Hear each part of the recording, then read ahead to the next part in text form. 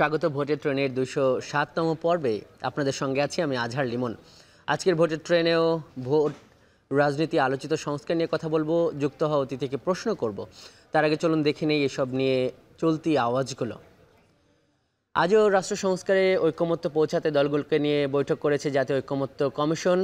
আজকের ৩টি বিষয়ের মধ্যে নির্বাচনী এলাকার সীমানা নির্ধারণ নিয়ে ঐকমত্য এসেছে দলগুলো। তবে তত্ত্বাবধায়ক সরকারের পক্ষে অধিকাংশ রাজনৈতিক দল মত দিলেও এর গঠন প্রক্রিয়া নিয়ে এখনও দূরত্ব আছে দলগুলোর মধ্যে। আমরা অন্যান্য বিষয়গুলো একটু দেখে নিতে চাই। যেটি দেখছি যে আজ কথা বলেছেন বিএনপির ভারপ্রাপ্ত চেয়ারম্যান তারেক রহমান। তিনি বলেছেন বিএনপির সংস্কারে ছাড় দিচ্ছে বলে অন্যরা আত্মবিশ্বাস পাচ্ছে। বড় দল হিসেবে বিএনপির দায়িত্ব বেশি, গণতন্ত্রের ভিত শক্ত করার জন্য ছাড় দিচ্ছে বিএনপি। এই দলেরই আরেকজন নেতা বিএনপির স্থায়ী কমিটির সদস্য আমির খসরু মাহমুদ চৌধুরী, ওনার আরেকটি কোট আমরা এখানে পড়ছি। সংখ্যানুপাতিক নির্বাচন ব্যবস্থায় যেতে হলে সংসদের সিদ্ধান্ত প্রয়োজন, যে কোনো মৌলিক পরিবর্তন আনতে হলে জনগণের ভোটে সংসদ প্রয়োজন। জামাতের নায়েবে আমির ডক্টর সৈয়দ আবদুল্লাহ মোহাম্মদ তাহের, উনি ঐকমত্য কমিশনের সভা শেষে বলেছেন তত্ত্বাবধায়ক সরকারের অধীনে স্থানীয় জাতীয় নির্বাচন দেওয়ার প্রস্তাব দিয়েছে জামাত। আর রাষ্ট্রপতিকে তত্ত্বাবধায়ক সরকারের প্রধান বানালে অতীতের মতো জটিলতা হতে পারে। ব্যারিস্টার ফুয়াদ এবি পার্টির সাধারণ সম্পাদক, উনি বলেছেন ছোটোখাটো বিষয়ে একমত হয়েছে, তবে খুশি হওয়ার কোনো কারণ নেই। সাংবিধানিক প্রতিষ্ঠানের নিয়োগ কমিটি সহ মৌলিক বিষয়ে একমত হতে হবে। এসব বিষয় নিয়ে আমরা কথা বলবো। আমাদের যুক্ত হওয়া অতিথির সঙ্গে আজকের ভোটের ট্রেনে যুক্ত হয়েছেন বাংলাদেশ জাতীয়তাবাদী দল বিএনপির vice chairman advocate Zainul Abedin. জনাব জয়নুল আবেদিন, আপনাকে স্বাগত আজকের ভোটের ট্রেনে। শুরুতেই আপনার কাছ থেকে একটু মন্তব্য নেই। বিএনপির যিনি স্থায়ী কমিটির সদস্য আমির খসরু মাহমুদ চৌধুরী বললেন যে সংখ্যানুপাতিক নির্বাচন ব্যবস্থায় যেতে হলে সংসদের সিদ্ধান্ত প্রয়োজন। উনিও বলেছেন যে মৌলিক পরিবর্তন আনতে হলে জনগণের ভোটের সংসদ প্রয়োজন। মানে তার কথাই তো এটা স্পষ্ট যে তিনি মৌলিক পরিবর্তনের বিষয়ে জনগণকে এগিয়ে রাখছেন। একটা প্রশ্ন, অন্যান্য কয়েকটি রাজনৈতিক দলও বলছে যে জনগণের সরাসরি মতামত নেবার যে পদ্ধতি গণভোট, এই মৌলিক সংস্কারের যে বিষয়গুলো নিয়ে অনেক আলোচনা হচ্ছে কিন্তু একমত হওয়া যাচ্ছে না, সেগুলো থেকে মানে গণভোট হতে পারে, কি মনে করে বিএনপি?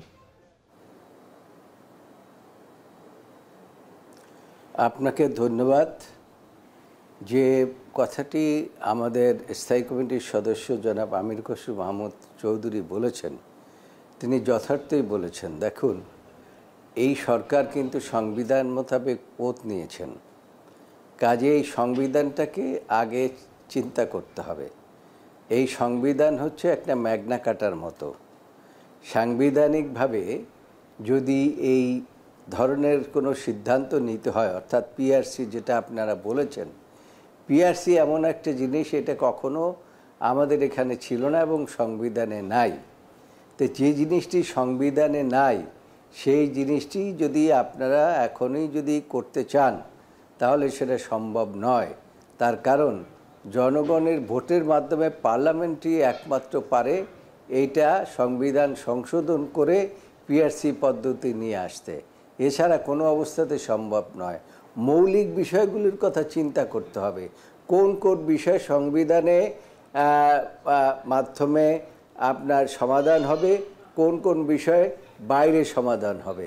যেগুলো সংবিধানের মাধ্যমে সমাধান করা সম্ভব সেগুলো সংবিধানের মাধ্যমে হতে হবে। সংবিধানের মাধ্যমে মানে হচ্ছে যে গণতন্ত্রের মাধ্যমে হতে হবে।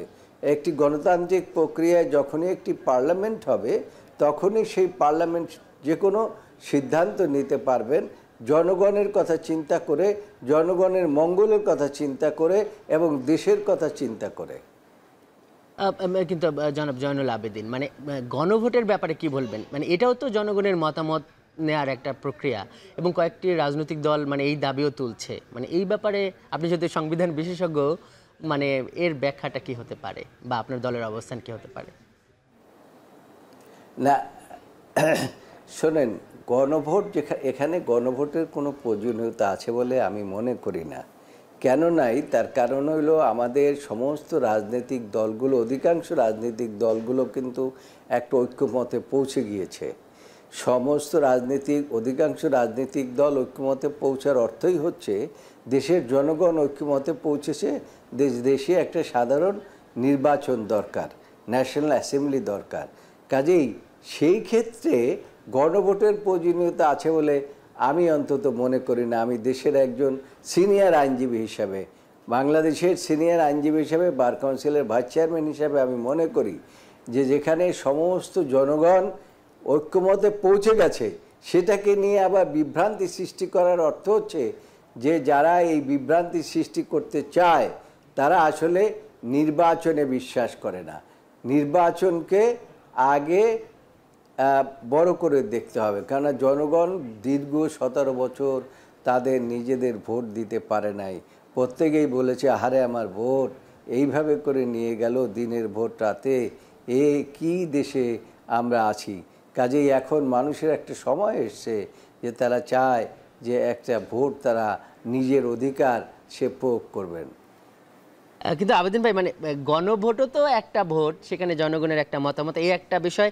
আরেকটা বিষয় যে সংখ্যানুপাতিক পদ্ধতি নিয়ে ভালো খারাপ অনেক আলোচনা আছে। আপনিও বললেন যে এটা এই মুহূর্তে সিদ্ধান্তের ব্যাপার না, এটা সংসদে আলোচনার বিষয়। যেহেতু কয়েকটি রাজনৈতিক দল এগুলো নিয়ে কথা বলছে, আপনারা এটির মানে কি কি নেতিবাচক দিক দেখছেন, এই উত্তরটিও আপনার কাছ থেকে নেব, কিন্তু আপনি সঙ্গেই থাকুন। দর্শক দেখছেন ভোটের ট্রেন, যাচ্ছে একটি বিরতিতে।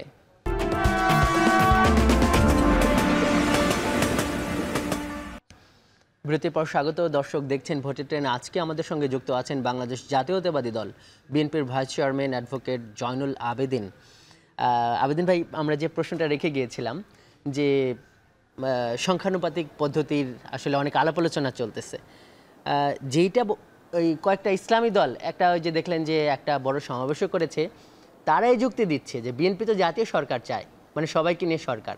তাহলে সংখ্যানুপাতিক পদ্ধতি তো এমন একটা ব্যাপার যেখানে সবারই মোটামুটি একটু সংসদে যাওয়ার সুযোগ আছে, যাদের একদম কম ভোট আসন পাবে না, কিন্তু শতাংশের হারে 1% ভোট পেলে হয়তো সেও যেতে পারবে।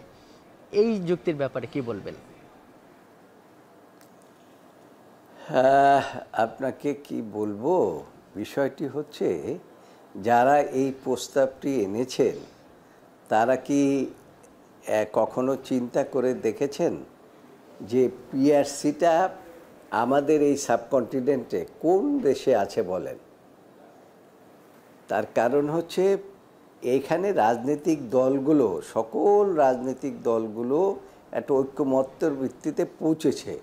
আর জুলাইয়ের যে গণঅভ্যুত্থানটা যেটা হয়েছে সেটা তো মানুষের ভোটের অধিকারের জন্য। সেই ভোটের অধিকার যদি মানুষ যদি প্রয়োগ করতে পারে, সেই ক্ষেত্রে আপনার এই সংবিধান কিভাবে সংশোধন হবে না হবে সেগুলো তো সেখানে নির্ধারিত হবে। এখানে আপনার দুটা প্রশ্ন আপনি করেছেন, দুটা প্রশ্নের মধ্যে একটি হলো পিআরসি, আরেকটা হলো গণভোট। দেখুন, গণভোট কখন হয়? যখন কোনো পদ আর থাকে না।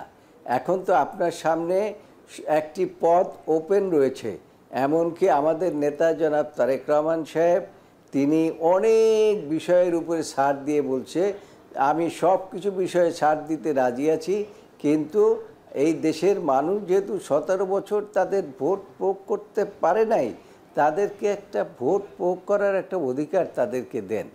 এবং সেই ক্ষেত্রে আপনি জানেন যে ইতিমধ্যে আপনার লন্ডনে বসে সরকার প্রধানের সাথে তার দীর্ঘক্ষণ আলোচনা হয়েছে। আলোচনায় একটা সিদ্ধান্তের মধ্যে পৌঁছেছে।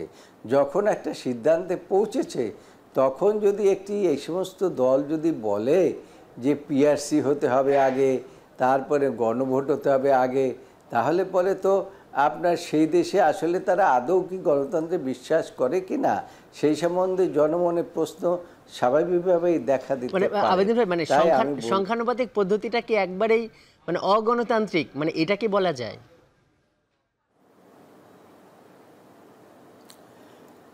এই মুহূর্তে অগণতান্ত্রিক, এই মুহূর্তে অগণতান্ত্রিক মনে হচ্ছে। একটা ব্যাপার হলো যে আজকেও ওই যে বিএনপির যিনি ভারপ্রাপ্ত চেয়ারম্যান তারেক রহমান, উনি কিন্তু বললেন যে বিএনপি সংস্কারে ছাড় দিচ্ছে, আর বিএনপি ছাড় দিচ্ছে বলেই অন্যরা আত্মবিশ্বাস পাচ্ছে। এবং ওনার কথা এটাও ছিল যে গণতন্ত্রের ভিত শক্ত করার জন্য বিএনপি ছাড় দিচ্ছে, এটা উনি বললেন।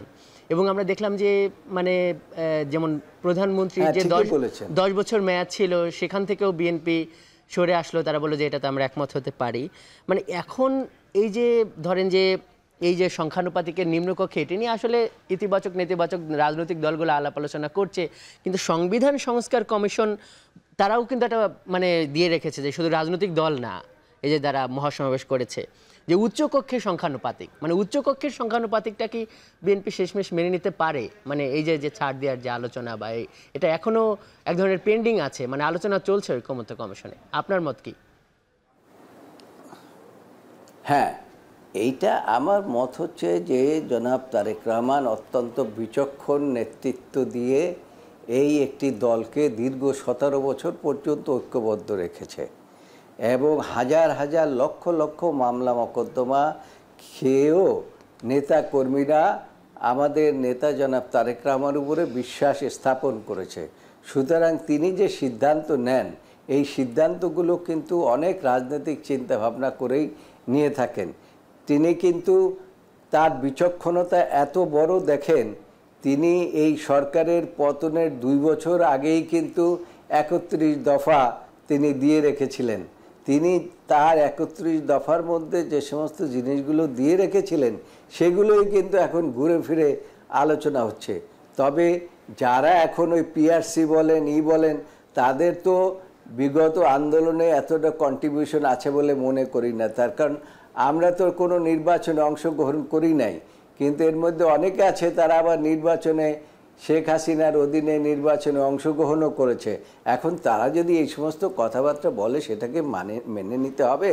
তারপর আপনি আর এক ব্যক্তির কথা বলেছেন, কি একজন নেতা ফুহাদ নাকি, এই ফুহাদ তো বাংলাদেশেই ছিলেন না, তিনি আন্দোলনের কিছুই দেখেন নাই।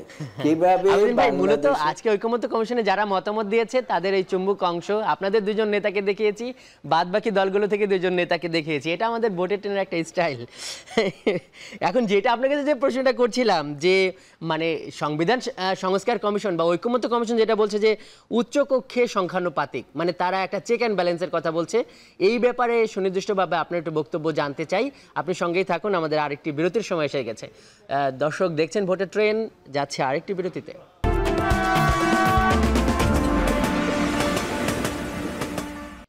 বিরতির পর স্বাগত আরও একবার। দর্শক দেখছেন ভোটের ট্রেন, আমাদের সঙ্গে যুক্ত আছেন বিএনপির ভাইস চেয়ারম্যান অ্যাডভোকেট জয়নুল আবদিন।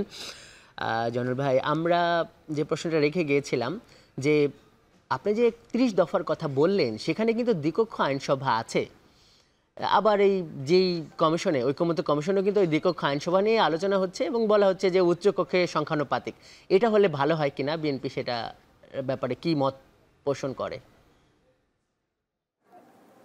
না, এই যে বিএনপি 31 দফার মধ্যে যে দ্বিকক্ষ বিশিষ্ট আইনসভার কথা বলেছেন, এটা কিন্তু তারেক রহমান সাহেব অনেক চিন্তাভাবনা করেই বলেছেন। এবং এখন কথাটা হচ্ছে এই দ্বিকক্ষ বিশিষ্ট আইনসভাটা কিভাবে গঠিত হবে সেটা নিয়ে একটা আলাপ আলোচনা হতে পারে, এবং সেটাই হচ্ছে। এই জন্যই কিন্তু আমাদের নেতা জনাব তারেক রহমান সাহেব তার বিচক্ষণতা দিয়ে তিনি বলেছেন যে বাংলাদেশ জাতীয়তাবাদী দল যেহেতু একটা বড় রাজনৈতিক দল, তাদের দায়িত্ব অনেক বেশি, কাজেই তারা যে কোনো গণতন্ত্রের স্বার্থে, দেশের স্বার্থে যে কোনো বিষয়ে ছাড় দিতে তারা প্রস্তুত রয়েছে। এই জিনিসটাই এখন আমাদেরকে চিন্তা করতে হবে যে কেন দ্বিকক্ষ বিশিষ্ট বা আইনসভা করতে বিএনপির কিন্তু কোনো আপত্তি নাই, সেটা তারা ওই 31 দফার মধ্যে দিয়ে রেখেছে। কিন্তু সংখ্যানুপাতিক তো মানে একমত নয় বিএনপি, মানে সেই উচ্চকক্ষের সংখ্যানুপাতিকটার ব্যাপারে তো একমত নয় বিএনপি, মানে সেইটা সংখ্যানুপাতিকের ব্যাপারে 31 দফার মধ্যে কিন্তু কোনো কথা নাই। এটা নতুনভাবে একটি রাজনৈতিক দল উপস্থাপন করেছে এবং তারা কি উদ্দেশ্যে করেছেন এটা তারা নিজেরাই বলতে পারবেন। তার কারণ হলো তারা এখানে দেখেন বাংলাদেশে এখন যখন এই বাংলাদেশ সৃষ্টি হয়েছিল তখন ছিল 7 কোটি লোকের দেশ, এখন কত কোটি লোকের দেশ? এখন তো আমি বলি যে 20 কোটির উপরে লোক আছে। সেই কারণে দ্বিকক্ষ বিশিষ্ট আইনসভা হতে কোনো বাধা নাই। কিন্তু পিআরসি যেটা বলছেন, পিআরসিটা একটা পলিসি চেঞ্জের ব্যাপার, যে কোনো পলিসি চেঞ্জ করতে হয় বলে পরেই সেখানে পার্লামেন্টের দরকার আছে। তো যদি কেউ যদি এই পিআরসি পদ্ধতিটা চায়, এটা পার্লামেন্টের নির্বাচন হয়ে গেলে সংসদ থেকেও এটা যদি নির্ধারিত হয়, তাহলে তাদের আপত্তিটা কোথায়? আমি তো কোনো আপত্তির কোনো কারণ দেখি না। সেই জন্য আমি তাদেরকে বলবো, আগে দেশে 17 বছর পর্যন্ত যে নির্বাচন হয়নি সেই নির্বাচনটা হতে দিন, দেশের মানুষকে ভোট দিতে দিন। মানুষ আকার করছে, কখন তারা তাদের ভোটের জয়নুল ভাই এইখানে ওই যে যারা আপত্তি করছে তাদের যুক্তি হইলো যে সরকার এই ফ্যাসিবাদের পতন তো নির্বাচনের মাধ্যমে হয় নাই, গণঅভ্যুত্থানের মাধ্যমে হয়েছে। তাহলে এইটা একটা গণঅভ্যুত্থানের আকাঙ্ক্ষা যে এইভাবে একটা চেক অ্যান্ড ব্যালেন্সের দ্বিকক্ষ হবে, উচ্চকক্ষের সংখ্যানুপাতিক হবে, এটা হলো তাদের বক্তব্য। আপনার এই জুলাই বিপ্লবটা যখন হলো, তখন কি পিআরসি নিয়ে আন্দোলন করে কি এই বিপ্লবটা হয়েছে? যদি হয়ে থাকে আমার কোনো আপত্তি নাই। মানে ওই সংস্কারের দাবি তো ছিল, সেটা পরবর্তী রাজনৈতিক দলগুলো, হ্যাঁ না, ওখানে কিন্তু এই পিআরসির কথা ওখানে কেউ দাবি করে নাই আন্দোলনের সময়। এই দাবিটা হচ্ছে এখন, যখন নির্বাচনের একটা তারিখ নির্ধারিত হয়ে গেছে, তো তার কিছুদিন আগের থেকেই এই দুইটি রাজনৈতিক দল এই পিআরসির কথা বলছে। আমি মনে করি পিআরসির বিষয়টি হচ্ছে একটা মেজর ডিসিশন, একটা পলিসি মেকিং ডিসিশন। আমি আবার বলি, আমি একজন আইনজীবী হিসাবে আবার বলি যে কোনো রাষ্ট্রীয় পলিসির ব্যাপারে সেখানে একমাত্র সংসদ হচ্ছে সর্বময় ক্ষমতার মালিক, এবং এই রাষ্ট্রের যে সর্বময় ক্ষমতার মালিক যারা, তারাই এই ব্যাপারে সিদ্ধান্ত নিতে পারেন। অন্য কারো পক্ষে এটা সম্ভব নয়, একটি রাজনৈতিক দলের পক্ষেও সম্ভব নয়, একটা ব্যক্তির পক্ষেও সম্ভব নয়, এমনকি রাষ্ট্রপতির পক্ষেও সম্ভব নয়, প্রধানমন্ত্রীর পক্ষেও সম্ভব নয়। এটা একমাত্র নির্ধারিত হবে, সংসদ নির্বাচন হবে, সেই সংসদেই এটা নির্ধারণ করবে। জনাব জয়নুল আবেদিন, আপনাকে অনেক ধন্যবাদ আজকের এই ভোটের ট্রেনে যুক্ত হবার জন্য। দর্শক, এই ছিল আজকের ভোটের ট্রেনে, এতক্ষণ সঙ্গে থাকার জন্য ধন্যবাদ।